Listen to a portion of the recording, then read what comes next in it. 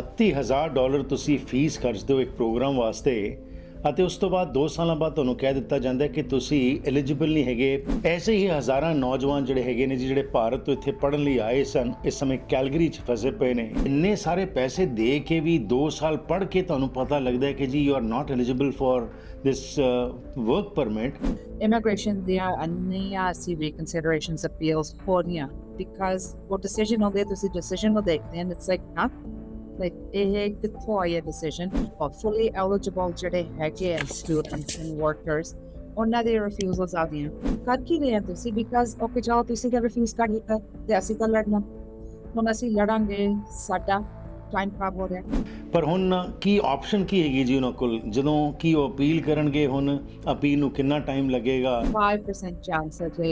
that we try to request a letter being what does the word temporary mean? You come, stay, do, and then you at some point you have to return home and you वापस form नहीं करना।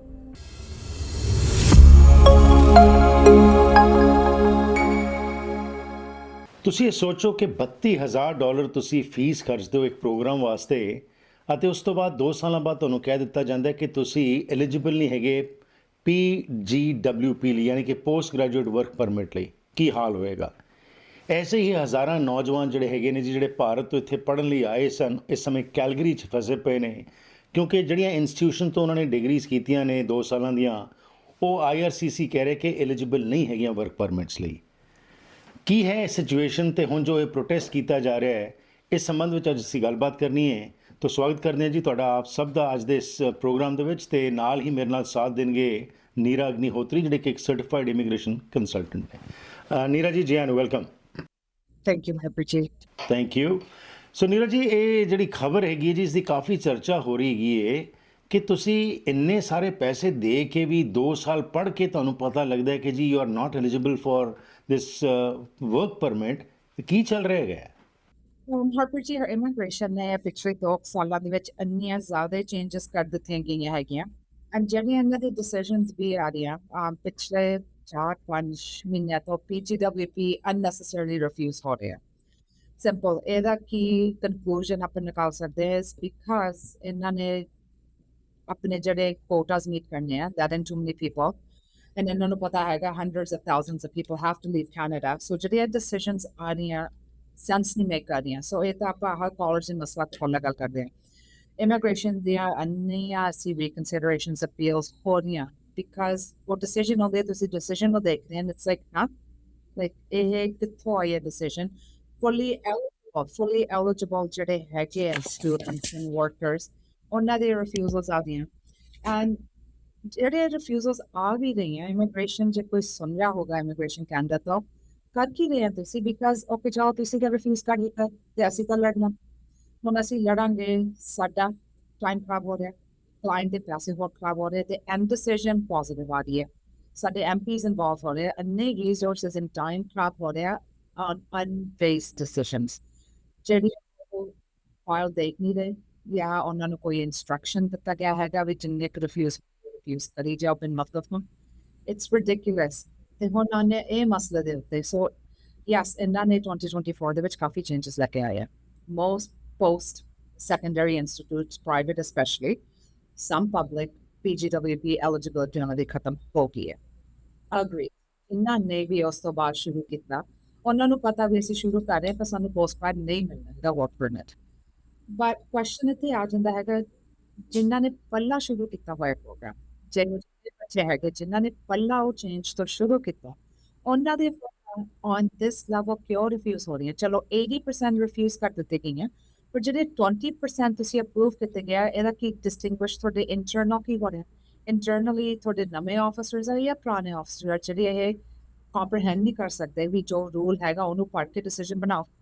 ਹੁਣ ਸਭ ਨੂੰ displace ਕੀਤਾ ਗਿਆ ਹੋਇਆ ਚਲੋ ਜਿਹੜੇ ਅਸੀਂ ਲਾਇਰਸ ਕੰਸਲਟੈਂਟ ਹੈਗੇ ਸਾਨੂੰ ਤਾਂ ਐਕਸਟਰਾ ਪੈਸੇ ਬਣਨਗੇ ਉਹ ਬੱਚੇ ਜਿਹੜੇ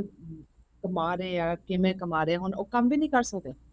ਰਾਈਟ ਉਹ ਡਿਸੀਜਨ ਆ ਗਈ ਹੁਣ ਜਦੋਂ ਤੱਕ ਉਹ ਫਾਈਲ ਦੁਬਾਰਾ ਖੁੱਲ੍ਹੇਗੀ ਨਹੀਂ ਡਿਸੀਜਨ ਉਹਨਾਂ ਦਾ ਪੋਜ਼ਿਟਿਵ ਨਹੀਂ ਆਏਗਾ ਉਹ ਬੱਚਾ ਕੰਮ ਨਹੀਂ ਕਰ ਸਕਦਾ ਜੇ ਬੱਚਾ ਕੰਮ ਨਹੀਂ ਕਰ ਸਕਦਾ ਉਹਨੇ ਰੈਂਟ ਕਿੱਥੋਂ ਦੇਣਾ ਉਸ ਬੱਚੇ ਨੇ ਖਾਣਾ ਕਿੱਥੋਂ ਆ ਉਸ ਬੱਚੇ ਨੇ ਬਿਲਸ ਕਿੱਥੋਂ ਦੇਣੇ ਆ ਉਹਨੇ ਐਂਟਰਟੇਨਮੈਂਟ ਦਾ ਜੋ ਸਾਈਡ ਤੇ ਛੱਡੋ ਜਿਹੜੀ normal necessity of living they make it difficult for them ਆਪਣੀ ਗਲਤੀ ਦੇ ਵਿੱਚ ਜੋ ਮਰਜ਼ੀ ਕਰਨ ਸਾਡੇ ਤੋਂ ਕਈ ਕਦੇ ਲਾਈਫ ਦੇ ਵਿੱਚ ਗਲਤੀ ਹੋ ਜਾਂਦੀ ਸਾਡੇ client will suffer. We're not allowed to make the mistakes, but they can make mistakes like this. ਬਿਲਕੁਲ ਤੁਸੀਂ ਸਹੀ ਕਿਹਾ ਕਿ ਜੀ ਹਜ਼ਾਰਾਂ ਦੀ ਗਿਣਤੀ ਵਿੱਚ ਇਹ ਵਿਦਿਆਰਥੀ ਜਿਹੜੇ ਨੇ just for no kind of ਉਹਨਾਂ ਦੇ ਵੱਲੋਂ ਕੋਈ ਗਲਤੀ ਨਹੀਂ ਕੀਤੀ ਗਈ ਪਰ ਉਸ ਦੇ ਬਾਵਜੂਦ ਉਸ ਦਾ ਖਮਿਆਜ਼ਾ ਭੁਗਤ ਰਹੇ ਹੈਗੇ ਨੇ। ਪਰ ਹੁਣ ਕੀ ਆਪਸ਼ਨ ਕੀ ਹੈਗੀ ਜੀ ਉਹਨਾਂ ਕੋਲ ਜਦੋਂ ਕੀ ਉਹ ਅਪੀਲ ਕਰਨਗੇ, ਹੁਣ ਅਪੀਲ ਨੂੰ ਕਿੰਨਾ ਟਾਈਮ ਲੱਗੇਗਾ? ਐਂਡ ਜਿਸ ਤਰ੍ਹਾਂ ਤੁਸੀਂ ਕਿਹਾ ਕਿ ਕੋਈ ਕੰਸੀਡਰੇਸ਼ਨ ਨਹੀਂ ਹੈਗੀ that pick and choose policy ਜਿਹੜੀ ਹੈ ਕਿ ਤੁਸੀਂ ਦੱਸੋ ਤਾਂ ਸਹੀ ਕਿ ਬਈ ਇੱਕ ਵਿਦਿਆਰਥੀ ਜਿਹੜਾ ਆਲਰੇਡੀ ਤੁਸੀਂ ਜਦੋਂ ਇੱਕ ਡੇਟ ਸੈੱਟ ਕੀਤੀ ਉਸ ਤੋਂ ਪਹਿਲਾਂ ਦਾ ਉਸ ਪ੍ਰੋਗਰਾਮ 'ਚ ਹੈਗਾ ਹੁਣ ਤੁਸੀਂ ਕੈਂਸਲ ਕਰ ਰਹੇ ਹੋ ਬਟ ਜਦੋਂ ਜੁਆਇਨ ਕੀਤਾ ਸੀ ਤਦ ਤਾਂ ਐਲੀਜੀਬਲ ਹੈਗਾ ਸੀ। ਸੋ ਇਹ ਸਾਰੀਆਂ ਜਿਹੜੀਆਂ ਚੀਜ਼ਾਂ ਨੇ ਕੀ ਇਹਦਾ ਮਤਲਬ ਫਿਰ ਹੁਣ ਇਹ ਕੋਰਟਸ ਵਾਲੇ ਪਾਸੇ ਜਾਣਗੀਆਂ ਜਾਂ IRCC ਨੂੰ ਤੁਸੀਂ ਲੋਕ ਸਬਮਿਸ਼ਨਸ ਕਰੋਗੇ? IRCC ਨੂੰ submission. So first step ਹੈਗੀ ਹੈ ਜਿਹਦੀ ਵੀ refuse ਹੋ ਗਈ ਹੈ ਜਿਹਦੇ ਕੋਲ ਨਹੀਂ ਚਾਹੀਦੀ for the lawyer consultant ਹੈਗਾ reconsideration already up to the whole. We need to reconsider this decision. So reconsideration ਨਵੀਂ application ਨਹੀਂ ਹੁੰਦੀ ਉਸੇ application ਨੂੰ ਅਰਜ਼ੀ ਲਾਈ ਜਾਂਦੀ ਹੈ ਵੀ ਇਹਨੂੰ ਆਹ ਸਾਡੇ points ਤੇ ਅਸੀਂ ਕੁਝ change ਨਹੀਂ ਕਰ ਰਹੇ ਨਾ ਕੁਝ ਨਵਾਂ submit ਕਰ ਰਹੇ ਹਾਂ ਪਰ ਜਿਹੜੀ decision ਆਈ ਹੈ it was an officer's error for ABCD reasons. ਠੀਕ ਹੈ so reconsideration within 30 days within rules that have but within 30 days we do submit it. Oh, but ਉਹਨੂੰ time ਲੱਗਦਾ so ਸਾਡੇ ਕਈ father reconsideration they have like format and how they call them they are like another reconsiderations job right now because of these unbased refusals. So another intake they wait and we have reconsideration so then other immigration they decide okay we it like this is an error on our end or the bottom on the bottom assess there and then they get a decision and everybody reconsideration is not like to be on necessarily on the any have a guarantee that the officer any check they in the they got all the decision change they don't have to invest consideration as well, right? So that they have to assess is the federal court judicial review. So all the funded in the way. And all self-immigration lawyer, he was a consultant to he said that. Okay so ਇਹ 15 ਦਿਨਾਂ ਦੇ ਵਿੱਚ ਇਸ ਨੂੰ ਇਹਨਾਂ ਨੇ petition ਪਾਣੀ ਪਏਗੀ ਦੁਬਾਰਾ ਜੇ ਨਹੀਂ ਪਾਉਂਦੇ ਤਾਂ ਉਹ ਖਾਰਜ ਹੈ ਬਟ ਇਹ 15 ਦਿਨਾਂ ਦੇ ਵਿੱਚ ਕਦੋਂ ਸੁਣਵਾਈ ਹੋਏਗੀ ਇਸ ਦਾ ਤਾਂ ਕੋਈ ਟਾਈਮ ਲਿਮਿਟ ਨਹੀਂ ਹੈਗਾ? ਕੋਈ ਟਾਈਮ ਲਿਮਿਟ ਨਹੀਂ ਜਦੋਂ leave accept ਹੋਏਗੀ ਨਹੀਂ ਹੋਏਗੀ will it be sent back to another officer for redetermination ਇਹ ਸਭ ਕੁਝ ਨਹੀਂ ਪਤਾ ਹੈਗਾ ਕਿਉਂਕਿ ਕੋਰਟ ਵੀ ਇਸ ਤਰ੍ਹਾਂ ਹੀ ਚੱਲ ਰਿਹਾ ਹੈ ਜਿੰਨੀਆਂ ਫਰਮਾਂ ਕੇ ਫਾਈਲਾਂ ਹੈਗੀਆਂ they go through those trials accordingly. Alright, so ਇਹਦਾ ਵੀ ਕੋਈ guarantee ਇਹ ਹੋ ਸਕਦਾ ਵੀ 4 ਮਹੀਨੇ ਕੰਮ ਨਹੀਂ ਕਰ ਸਕਦੇ ਇਹ ਹੋ ਸਕਦਾ ਵੀ 5 ਮਹੀਨੇ ਲੱਗ ਜਾਣ maybe ਇਹਨਾਂ ਦੀ reconsideration 2 ਹਫ਼ਤੇ ਚ ਖੁੱਲ ਜਾਵੇ usually reconsideration ਵੀ 5 ਹਫ਼ਤੇ ਲੱਗ ਰਿਹਾ and what I recommend to my clients ਜਿਹੜੇ actually eligible for their reconsideration ਵਿੱਚ ਜਿੱਥੇ ਕਰਕੇ ਹੋਈ ਆ 4 ਹਫ਼ਤੇ ਬਾਅਦ ਉਹ ਆਪਣੇ local ID ਨੂੰ ਜਾ ਕੇ ਜੋ ਸਾਡਾ ਲੈਟਰ ਹੁੰਦਾ ਜੋ information ਹੁੰਦੀ I to go give it to them ਜਿਹੜਾ ਉਹ ਥੋੜਾ ਜਿਹਾ of an inquiry immigration being active as a ਸਭ ਨਾ ਜਾਣ ਪਰ ਜਿਨ੍ਹਾਂ ਦੇ honestly cases ਉਹ ਜਿਹੇ ਹੈਗੇ ਨੇ that there was an error on their end 4 ਹਫ਼ਤਿਆਂ ਬਾਅਦ ਜਦੋਂ ਤੁਹਾਡੀ reconsideration ਫੁੱਲੀ ਜਾਂਦੀ ਹੈ go get to a local MP to get involved at that moment. So but question ਇਸ ਕਿ ਜਦ ਤੱਕ ਇਹ ਸਾਰਾ ਕੇਸ ਚੱਲ ਰਿਹਾ ਹੈਗਾ ਭਾਵੇਂ ਉਹ ਰਿਵਿਊ ਹੋ ਰਿਹਾ ਤਦ ਤੱਕ ਉਹ ਵਿਦਿਆਰਥੀ ਕੰਮ ਨਹੀਂ ਕਰ ਸਕਦੇ unless 8% chance 5% chance that we try to request a letter ਵੀ ਕਿਸੇ ਇਹਨਾਂ ਨੂੰ letter ਦੇ ਦੋ ਵੀ ਇੱਕ ਕੰਮ ਹੋ ਸਕਣ ਇਹ ਮੈਨੂੰ ਲੱਗਦਾ 5 and they'll get 95% ਨੂੰ ਮਿਲਦਾ ਹੈ ਬਟ ਨੀਰਾ ਜੀ ਆਲਰੇਡੀ ਇੰਨਾ ਫਾਈਨੈਂਸ਼ੀਅਲ ਬਰਡਨ ਨੇ ਬੱਚਿਆਂ 'ਤੇ ਹੈਗਾ ਹੈ ਕਈ ਬੱਚੇ ਜਿਹੜੇ ਨੇ ਉੱਥੇ ਆਪਣੇ ਮਾਂ-ਬਾਪ ਨੇ ਜ਼ਮੀਨਾਂ ਵੇਚ ਕੇ ਜਾਂ ਕਰਜ਼ੇ ਲੈ ਕੇ ਇੱਥੇ ਬੱਚਿਆਂ ਨੂੰ ਭੇਜਿਆ ਹੈ ਐਂਡ ਐਟਲੀਸਟ ਇਹ ਐਕਸਪੈਕਟੇਸ਼ਨ ਸੀ ਕਿ ਇੰਨੀ ਦੇਰ ਬਾਅਦ ਤਾਂ ਬੱਚੇ ਆਪਣੇ ਐਟਲੀਸਟ ਖਲੋ ਜਾਣਗੇ ਆਪਣੇ ਪੈਰਾਂ 'ਤੇ ਬਟ ਅਗੇਨ ਐਂਡ ਇਕੋਨਮੀ ਦਾ ਵੀ ਮਾੜਾ ਹਾਲ ਹੈ ਜਿਸ ਕਰਕੇ ਬਹੁਤ ਸਾਰੇ ਬੱਚੇ ਜਿਹੜੇ ਨੇ ਉਹ ਇਸ ਸਮੇਂ ਡਿਪਰੈਸ਼ਨ ਵਿੱਚ ਆ ਰਹੇ ਨੇ ਅਤੇ ਬਹੁਤ ਸਾਰੇ ਪ੍ਰੋਬਲਮਸ ਨੂੰ ਫੇਸ ਕਰਨੇ ਪਰ ਦੂਸਰੇ ਪਾਸੇ ਇਹ ਵੀ ਇੱਕ ਪੁਆਇੰਟ ਅੱਗੇ ਲਿਆਇਆ ਜਾ ਰਿਹਾ ਕਿ ਜੀ ਜਦੋਂ ਕੋਈ ਬੱਚਾ ਇੱਥੇ ਪੜ੍ਹਨ ਆਉਂਦਾ ਹੈ ਕੋਈ ਗਰੰਟਡ ਥੋੜ੍ਹਾ ਕਿ ਉਸਨੂੰ ਵਰਕ ਪਰਮਿਟ ਦਿੱਤਾ ਜਾਏਗਾ ਇਹ ਕੀ ਹੁੰਦਾ ਹੈ ਜੀ ਕਨਸੈਪਟ ਜਿਹਦੇ ਅਧੀਨ ਜਦੋਂ ਬੱਚਾ ਇੱਥੇ ਆਇਆ ਹੈ ਕਿ ਇਹ ਡੈਫੀਨੇਟਲੀ ਉਸਨੂੰ ਵਰਕ ਪਰਮਿਟ ਮਿਲਦਾ ਹੈ ਜਾਂ ਇਹ ਵੀ ਡਿਸਕ੍ਰਿਸ਼ਨ ਹੁੰਦੀ ਹੈ? ਸੋ ਇਹ ਮੇਰਾ ਨੈਕਸਟ ਪੁਆਇੰਟ ਸੀਗਾ ਜਦੋਂ ਆਪ ਇੱਥੇ ਟੈਂਪਰੇਰੀ ਆਉਂਦੇ ਐਂਡ ਆਈ ਥਿੰਕ ਇੱਕ ਤੋਂ ਬੜੀ ਹੈ ਕਈ ਮੈਂ ਵੀ ਕੀਤੀ and I might not be love for this but it is the truth. So ਜਦੋਂ ਤੁਸੀਂ temporary ਕਿਸੇ country ਚ ਜਾ ਰਹੇ ਹੋ note the word temporary resident means temporary not a permanent resident. They are a temporary resident to come and study. They are a temporary resident to come and visit. They are a temporary resident to come and work. What does the word temporary mean? You come, stay, do, and then you, at some point, you have to return home. And you वापस जाना ही है. So, ਜਿਹੜੀ PR or ਜਿਹੜੀ ਹੈਗੀ ਆ postcard work permit was a privilege provided by the government. ਉਹਨਾਂ ਕੋਲੇ ਹੱਕ ਹੈਗਾ ਉਹਨੂੰ ਸ਼ੁਰੂ ਕਰਨ ਦਾ, ਉਹਨਾਂ ਕੋਲੇ ਇਹ ਹੱਕ ਹੈਗਾ ਉਹਨੂੰ ਬੰਦ ਕਰਨ ਦਾ. ਹੁਣ ਜੇ ਆਪਾਂ ਇਸ ਸਿਨੈਰੀਓ ਦੇ ਵਿੱਚ ਦੇਖੀਏ, ਉਸ ਟਾਈਮ ਤੇ ਜਦੋਂ ਇਹਨਾਂ ਦੀ ਸਟੱਡੀ ਸ਼ੁਰੂ ਹੋਈ ਸੀ ਤੇ ਪ੍ਰੋਵੀਜ਼ਨ ਸੀਗਾ, ਜੇ ਆਪਾਂ ਅੱਜ ਦੇ ਸਿਨੈਰੀਓ ਕਿ ਉਹ ਨਹੀਂ ਹੈਗਾ ਪ੍ਰੋਵੀਜ਼ਨ, ਸੋ ਕੋਈ ਉਮੀਦ ਹੈ ਹੀ ਨਹੀਂ ਕਿ ਉਹ ਮਿਲੇਗਾ ਕਿ ਨਹੀਂ ਮਿਲੇਗਾ, right? So we are aware, but immigration ਨੇ ਆ ਜਿਹੜੇ ਨਵੇਂ ਬਿਲਸ ਵਗੈਰਾ ਕੱਢੇ ਉਹਨਾਂ ਨੇ ਕਿਹਾ ਦਿੱਤਾ ਹੋਇਆ ਵੀ ਜੋ ਵੀ ਅਸੀਂ ਚੇਂਜਸ ਕਰਨੀ ਹੈ, ਜੋ ਵੀ ਅਸੀਂ ਕੁਛ ਵੀ ਕਰਨਾ, we do not have to let you know in advance. We can change it. And immigration law has always been personally ਜਿਹੜੀ ਹੈਗੀ ਆ ਇਮੀਗ੍ਰੇਸ਼ਨ ਲਾਅ, ਕੋਈ ਬਿੱਲ ਨਹੀਂ ਚਾਹੀਦਾ, ਕੋਈ ਸੈਨੇਟ ਪਾਸਿੰਗ ਨਹੀਂ ਚਾਹੀਦੀ, ਕੁਛ ਵੀ ਨਹੀਂ ਚਾਹੀਦਾ. Immigration minister can wake up, can be sitting in a meeting like this and know that the marks for your idea are there, and boom, it's changed. Boom, it's changed. It's that fast. So yes, it's a privilege. It is a privilege. Again, they might choose sometimes, probably doesn't do justice, but it is a privilege. It wasn't guaranteed, but it was kind of guaranteed to these students. Right? ਉਹਨਾਂ ਨੇ ਜਦੋਂ ਉਹਨਾਂ ਨੇ ਸ਼ੁਰੂ ਕੀਤਾ programme ਸੀਗਾ ਤੇ ਜਿਹੜੇ ਇਹਨਾਂ ਨੇ ਪਾਲਿਸੀ ਡਰਾਈਵ 'ਚ ਪਾਲਿਸੀ ਕੱਢ ਦੇਣ ਵੀ ਅੱਜ ਤੋਂ ਬਾਅਦ ਕਿਸੇ ਨੂੰ ਭਾਵੇਂ ਤੁਸੀਂ 24 ਸ਼ੁਰੂ ਕੀਤਾ ਜਾਂ 21 ਕੀਤਾ ਜਾਂ 26 ਕੀਤਾ,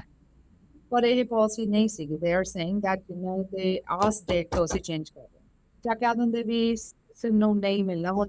ਸਟੂਡੈਂਟਸ ਦੀ ਫਾਲਟ ਨਹੀਂ ਹੈਗੀ ਜਿਹੜੀ ਪਬਲਿਕ ਪ੍ਰਾਈਵੇਟ ਕਾਲਜਸ ਨੇ ਜੋ ਗਨ ਤੋਂ ਆਇਆ, ਇਸ ਕਾਰਨ ਹੀ ਇਹ ਚੇਂਜਸ ਆਏ ਹੈਗੇ.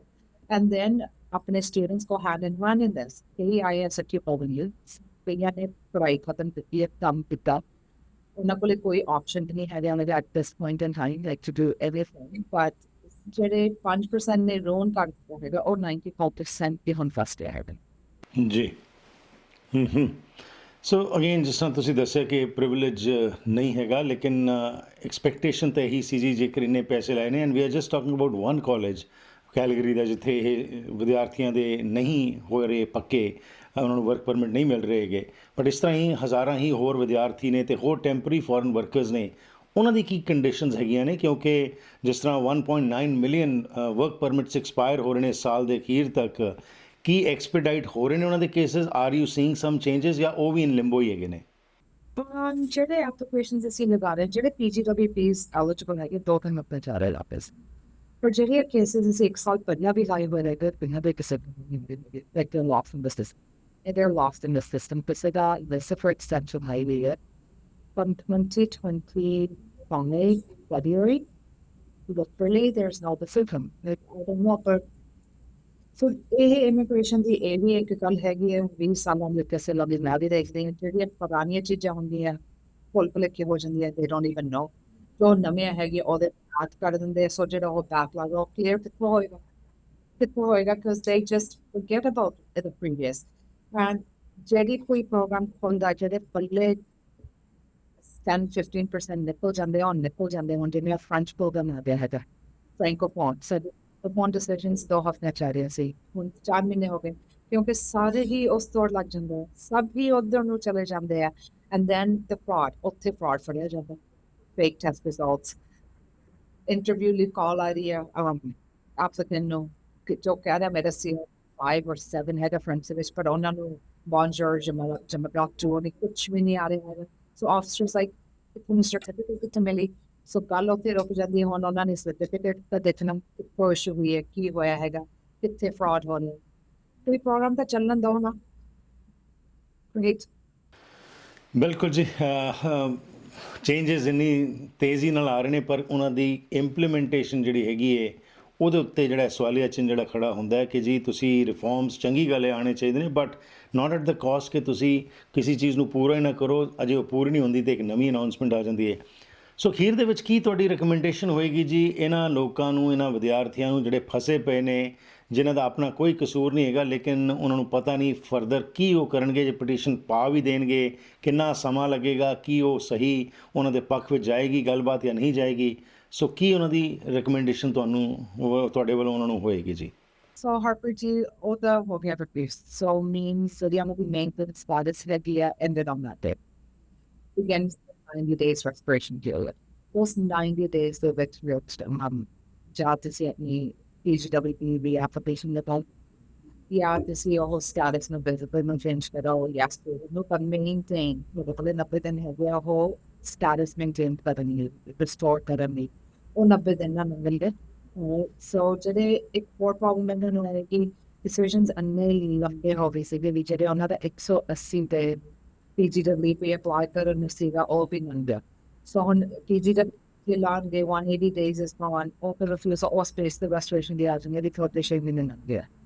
so please do the not to see support that is a sort of lawyer consultant they should know these things are very you know they can go how be very application that's the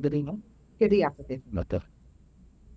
like that's it not maintain your status you cannot want with one thing that with more gumption and then again let me then until put decision with them didn't have to So basically, it's a gone case kind of thing for the time being, but definitely ਜੀ ਇਹ ਜਿਹੜੀ ਤੁਸੀਂ ਗੱਲਬਾਤ ਦੱਸੀ ਇਹ ਚਿੰਤਾ ਦਾ ਵਿਸ਼ਾ ਹੈਗੀ ਹੈ ਐਂਡ ਇਹਦੇ ਉੱਤੇ ਸਰਕਾਰ ਨੂੰ ਜ਼ਰੂਰ ਧਿਆਨ ਦੇਣਾ ਚਾਹੀਦਾ ਹੈ ਐਂਡ ਲੋਕਾਂ ਨੂੰ ਆਪਣੇ ਐਮਪੀਜ਼ ਤੱਕ ਜ਼ਰੂਰ ਪਹੁੰਚ ਕਰਨੀ ਚਾਹੀਦੀ ਹੈ ਅਤੇ ਆਵਾਜ਼ ਚੁੱਕਣੀ ਚਾਹੀਦੀ ਹੈ ਕਿ ਬੇਇਨਸਾਫੀ ਜਿਹੜੀ ਹੋ ਰਹੀ ਹੈ ਇਸ ਦਾ ਨੁਕਸਾਨ ਬਹੁਤ ਜ਼ਿਆਦਾ ਹੋਏਗਾ thank you for your time ਜੀ thank you comfort ਸੋ ਸੁਣਿਆ ਜੀ ਤੁਸੀਂ ਜੀ ਨੀਰਾ ਅਗਨੀਹੋਤਰੀ ਤੋਂ ਤੇ ਜੋ ਸਿਚੁਏਸ਼ਨ ਬਣੀ ਪਈ ਹੈ ਤੇ ਇਸ ਉੱਤੇ ਜੇਕਰ ਕੋਈ ਤੁਸੀਂ ਸਲਾਹ ਲੈਣੀ ਹੋਏ ਤਾਂ ਤੁਸੀਂ ਡਾਇਰੈਕਟਲੀ ਇਹਨਾਂ ਨਾਲ ਸੰਪਰਕ ਕਰ ਸਕਦੇ ਹੋ right advice can give you the right directions ਕਿਉਂਕਿ ਇਸ ਸਮੇਂ ਜੋ ਅਨਿਸ਼ਚਿਤਤਾ ਹੈਗੀ ਹੈ ਕੁਝ ਪਤਾ ਨਹੀਂ ਕਿਸ ਪਾਸੇ ਨੂੰ ਗੱਲ ਜਾ ਰਹੀ ਹੈ ਐਂਡ ਰੂਲਸ ਜਿਹੜੇ ਬੜੀ ਛੇਤੀ ਚੇਂਜ ਹੋ ਰਹੇ ਨੇ ਤੁਹਾਨੂੰ ਰਾਈਟ ਗਾਈਡੈਂਸ ਦੀ ਇੱਕਦਮ ਲੋੜ ਹੈਗੀ ਹੈ ਅਤੇ ਸਹੀ ਫੈਸਲਾ ਲੈਣਾ ਕਿਉਂਕਿ ਆਲਰੇਡੀ ਇਸ ਸਮੇਂ ਮਾਰਕੀਟ ਦੇ ਵਿੱਚ ਫਿਰ ਅਸੀਂ ਦੇਖ ਰਹੇ ਹਾਂ ਕਿ ਬਹੁਤ ਗਲਤ ਤਰੀਕੇ ਨਾਲ ਵਰਗਲਾ ਕੇ ਜਾਂ ਡਰਾ ਕੇ ਧਮਕਾ ਕੇ ਜਾਂ ਹੋਰ ਝਾਂਸੇ ਦੇ ਕੇ ਕਿ ਜੀ ਤੁਸੀਂ ਇੱਥੇ ਪੱਕੇ ਹੋ ਜਾਓਗੇ ਤੁਸੀਂ ਹੋਰ ਪੈਸੇ ਖਰਚੋ ਬਟ ਪਹਿਲਾਂ ਆਪਣਾ ਕੇਸ ਜੋ ਹੈ ਜ਼ਰੂਰ ਰਿਵਿਊ ਕਰਵਾ ਲਓ ਇਹ ਨਾ ਹੋਏ ਕਿ ਜਿੱਥੇ ਤੁਸੀਂ ਪਹਿਲਾਂ ਹੀ ਪੈਸੇ ਬਹੁਤ ਜ਼ਿਆਦਾ ਗਵਾ ਬੈਠੇ ਹੋ ਹੋਰ ਤੁਹਾਨੂੰ ਪਾਉਣੇ ਪੈ ਜਾਣ ਇੱਥੇ ਹੀ ਕਰਦੇ ਪ੍ਰੋਗਰਾਮ ਦੀ ਸਮਾਪਤੀ ਸਮਾਂ ਕੱਢ ਕੇ ਪ੍ਰੋਗਰਾਮ ਵਿੱਚ ਸ਼ਾਮਲ ਹੋਣ ਲਈ ਧੰਨਵਾਦ ਮੇਰੇ ਨਾਲ ਸੰਪਰਕ ਕਰਨਾ ਹੋਏ ਤਾਂ 6046037555 ਜਾਂ ਫਿਰ ਈਮੇਲ ਕਰੋ harpreetsingh@gmail.com ਫਿਰ ਮੁਲਾਕਾਤ ਕਰਾਂਗੇ ਹੈਵ ਅ ਵੰਡਰਫੁਲ ਡੇ